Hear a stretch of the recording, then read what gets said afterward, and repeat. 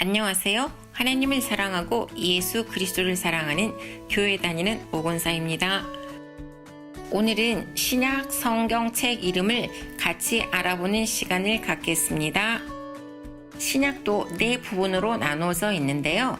신약은 복음서, 역사서, 서신, 예언서 이렇게 나눠져 있습니다. 그러면 먼저 복음서에 대해서 알아보겠습니다.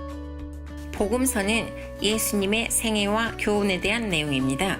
예수님께서 이 세상에 오시고 이 세상에 계시면서 많은 사람들에게 천국 복음을 전하시며 가르치시고 십자가에 달려 죽으시고 부활하심으로 구원을 이루신 전 과정을 담고 있습니다.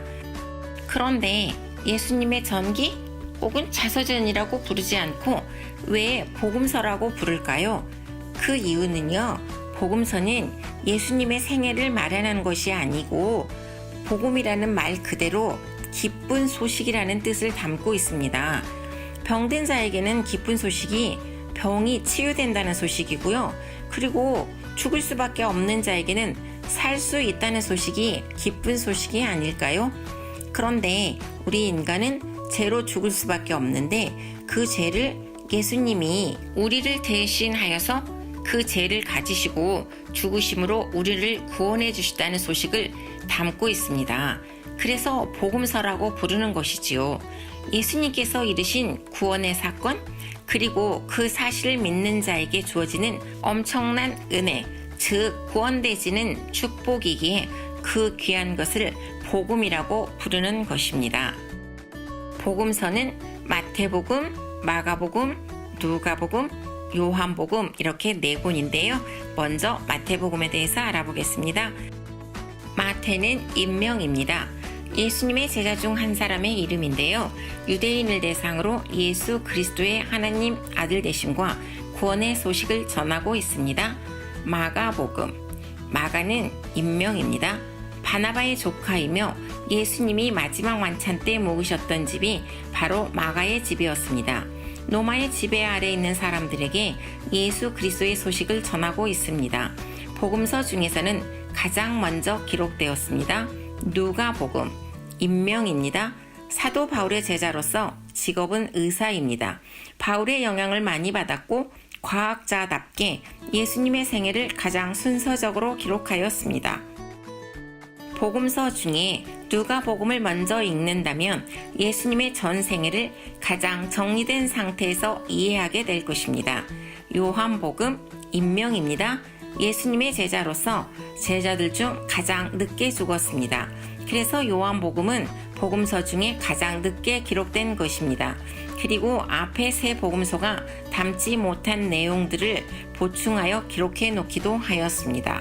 역사서, 구약의 역사서는 12권으로 되어 있는데 신약의 역사서는 단 한 권, 사도행전으로 되어 있습니다. 복음서의 내용은 예수님께서 십자가에 죽으시고 부활하실 때까지입니다. 사도행전은 예수님이 부활 승천하신 후 성령이 강림한 후 교회가 세워지고 그 교회가 어떻게 세워져 나갔는지에 대한 역사를 기록한 것입니다. 사도행전은 제목 그대로 사도들이 복음을 전한 행적을 기록한 것입니다. 사도행전의 저자는 누가복음을 기록한 의사 누가입니다. 성령 강림한 후 교회가 탄생되고 교회의 가장 중요한 기능인 전도의 역사가 교회를 중심으로 불길과 같이 번져나가는 모습이 기록되어 있습니다. 사도행전의 전체적인 흐름은 사도행전 1장 8절 오직 성령이 너희에게 임하시며 너희가 권능을 받고 예루살렘과 온 유대와 사마리아와 땅끝까지 이르러 내 증인이 되리라 하시니라. 이 말씀을 내용으로 전개되고 있습니다. 예언서, 구약의 예언서는 17권으로 그 분량이 대단히 많습니다. 그러나 신약의 예언서는 단 한 권으로 요한계시록뿐입니다. 요한계시록, 사도 요한이 반모섬에 유배되어 받은 계시로 이 내용은 정말 세상의 마지막 날에 되어질 일들을 기록한 것입니다.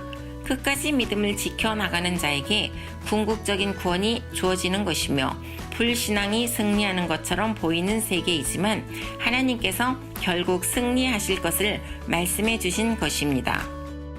이렇게 신약의 복음서, 역사서, 애언서의 각 권의 책 이름의 뜻과 그 내용에 대해서 간단하게 알아보는 시간을 가졌습니다. 서신서는 그 내용이 방대하여서 다음 시간에 따로 알아보도록 하겠습니다. 감사합니다.